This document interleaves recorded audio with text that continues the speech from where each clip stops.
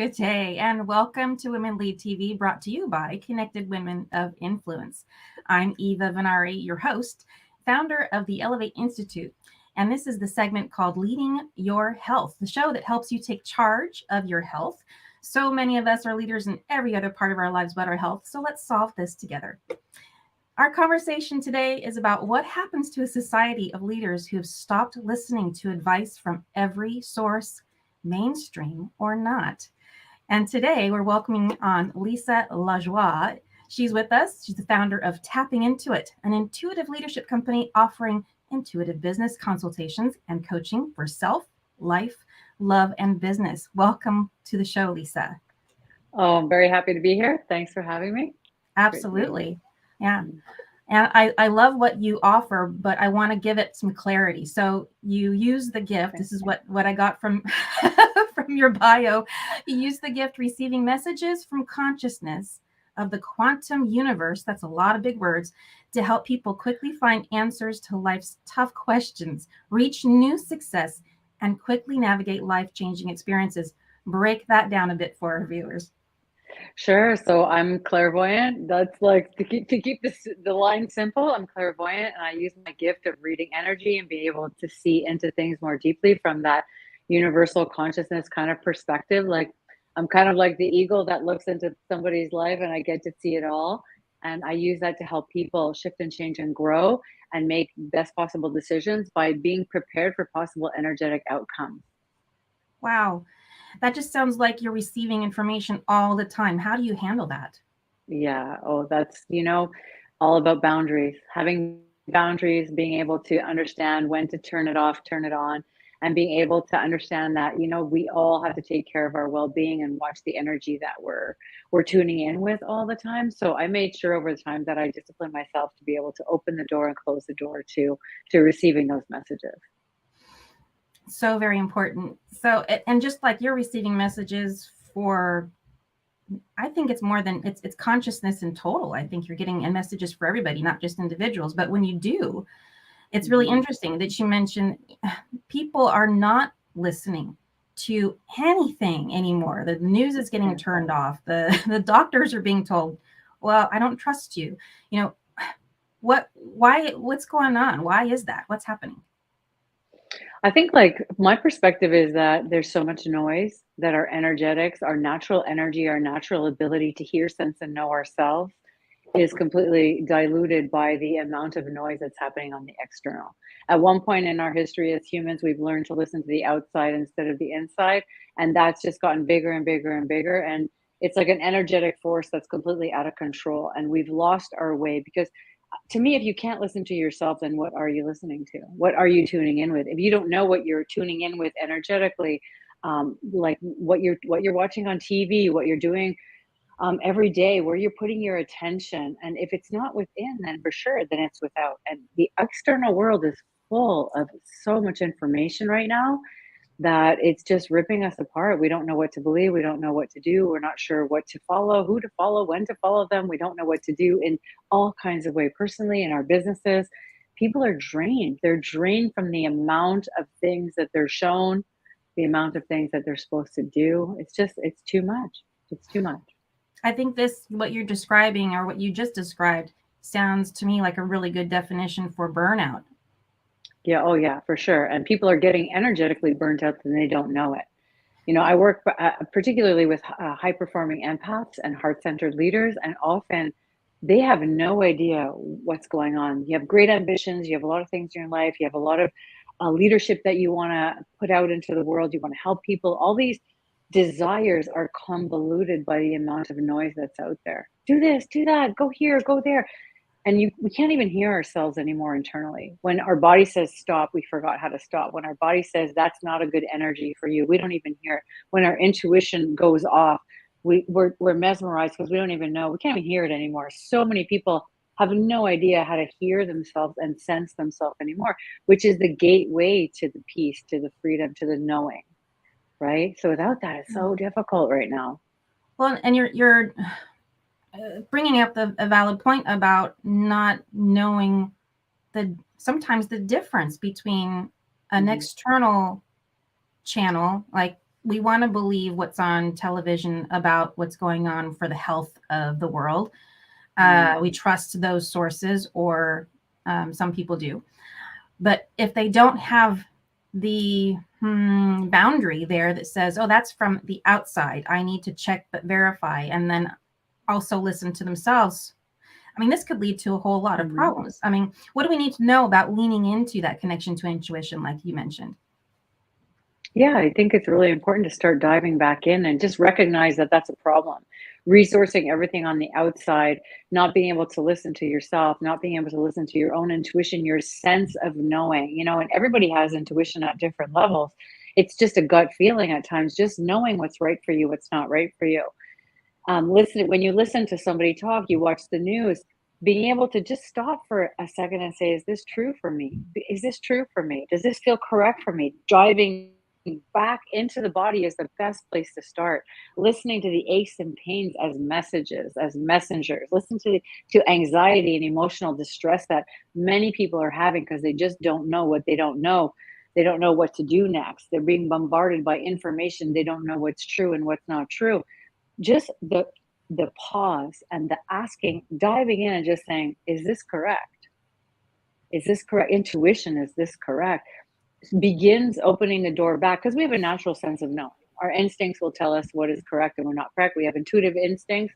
We have intuition that lives in our senses, in our gut, in our minds, in our hearts. And just asking the question, coming back to that center point, is the best way to find out what is right and what is not right for you. What is true that's out in the world, and actually what's not true in the world. There's so many people that are just believing what's in front of them, believing what's said. If you look at the results of doing that, like if we really stop for a second and ask ourselves, how many people are in pain?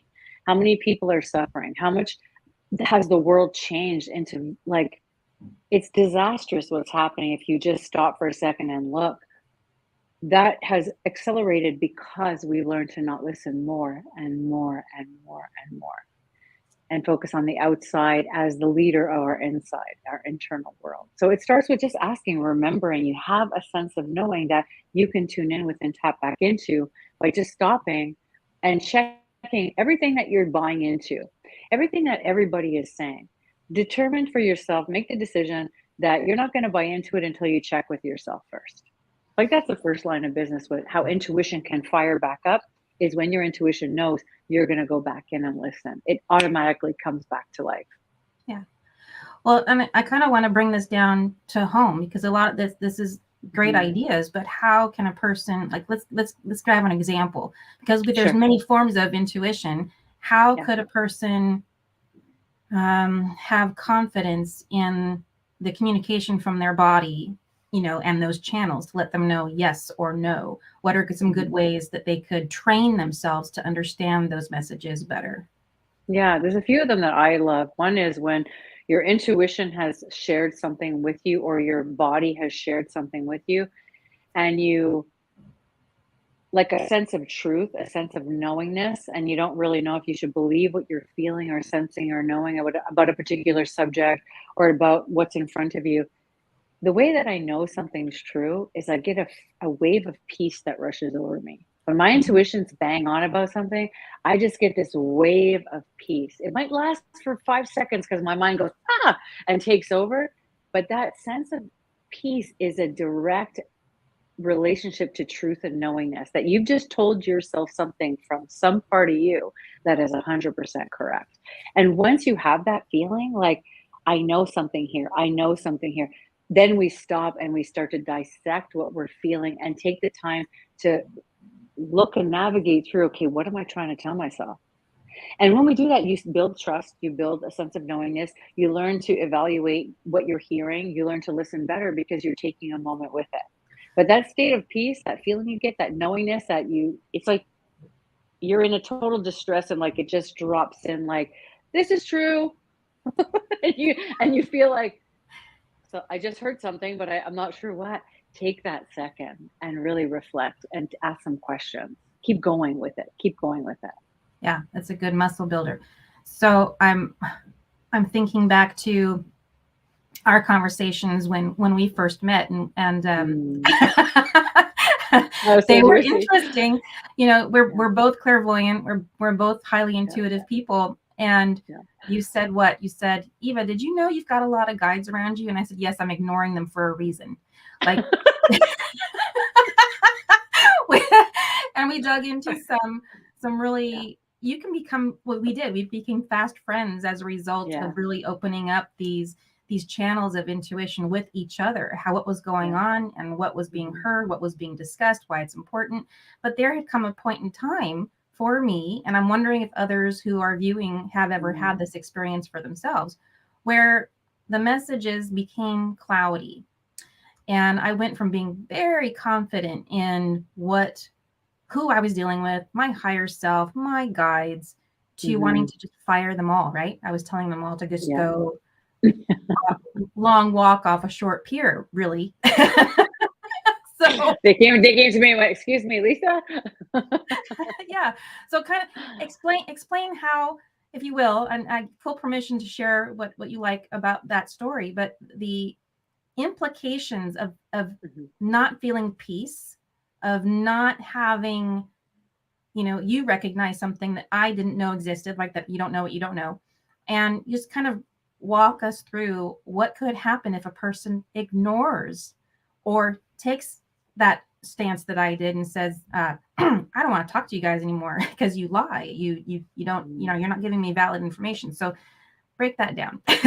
Sure, that's a great it's a great point, and, that's why I say that's why pharmaceuticals make so much money because people have lost their way, and people are looking for answers and guidance and getting shattered by depression and anxiety because we stop listening to ourselves. Like, the true result of we stop hearing, sensing, trusting, listening, taking the time to reflect. When we start, our emotions get out of control. Our energy is like bombarded by external influences. When we start looking on the outside, we start getting emotions that we don't know how to resolve, like anxiety and resentment and frustration, and we don't purge those emotions, we don't process them, we don't get the help we need of truth with that experience. We start looking at everything as bad instead of a lesson or a message. We start getting frustrated with not getting what we want, and we start missing the truth. And when we start missing the truth, we start getting more and more derailed. We start physically falling apart. We feel emotionally shattered. We get lost in the external world to the point that the outside is more important than anything. We start looking and grabbing onto, there's so much going on in the world, from addiction to love to, like, whatever it is. We start grabbing hold of external influencers and they start breaking us apart. Everything starts to break down inside. You'll get physiological responses. You'll feel empty inside. You'll feel depressed. You feel sad. You feel hopeless. You feel powerless. These are all indicators that you've gone way too far in a certain process with self, whether it's an emotional journey or losing your faith in something or just forgetting your own consciousness. Your own soul has a mission and a reason, and that you're here and you're an illuminated being and you're here for a purpose. There's a reason for you. When we lose track of that and we start defining new reasons why we're here and we forget the original ones, we get lost. When we stop evolving, and that's the passage. The passage is the feeling of hopelessness, loss, frustration, anger. These are the end result of a long-term standing problem. Even if it's physical, you can have physical conditions that are not being dealt with, which will cause emotional distress. Even it doesn't matter which way it's coming at you, whether it's a spiritual, emotional, mindset, wherever it's coming from, you'll get completely derailed when you lose yourself inside and we stop asking those questions from within. Well, and especially when you're not getting the answers you need to solve them. And Mhm. this is where, Exactly. you know, if you're Yeah. going down the path of, and this is really hits home, if you're going down the path of seeking counseling and the talk Mhm. therapy doesn't work, and you're like, I'm doing Mhm. everything that I'm Yeah. supposed to be doing. I'm on the right medication for depression or an anxiety. I'm getting enough sleep. Doing my gratitudes. You know, you could get exhausted going through all the different ways of self-care. And if they're not working, there's more. It just means you haven't searched for Exactly. enough. And that's when you No, meet that's true. Lisa. But that's the thing, when you feel that way, like, that's such a great way to know.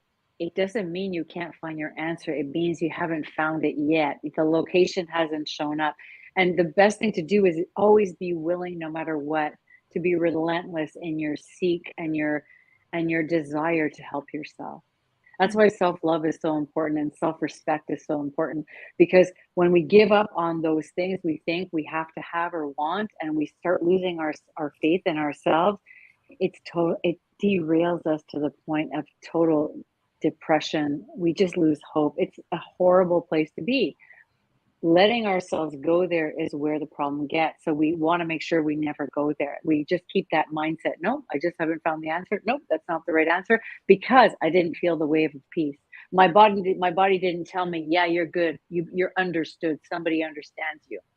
Because isn't that what happens? Like when you're with somebody and you're in the presence of someone who sees you, knows you, understands you, intuits you, can connect with stuff you don't know, we immediately start to calm down truthfully. We don't get more aggravated by what's being said to us. We become calmer. We might not agree, we might be rebelling, we might be frustrated, but we instantly start feeling calmer. These are good indications that you're getting to the place of truth that will give you to the answers, lead you to the answers you need. Yeah.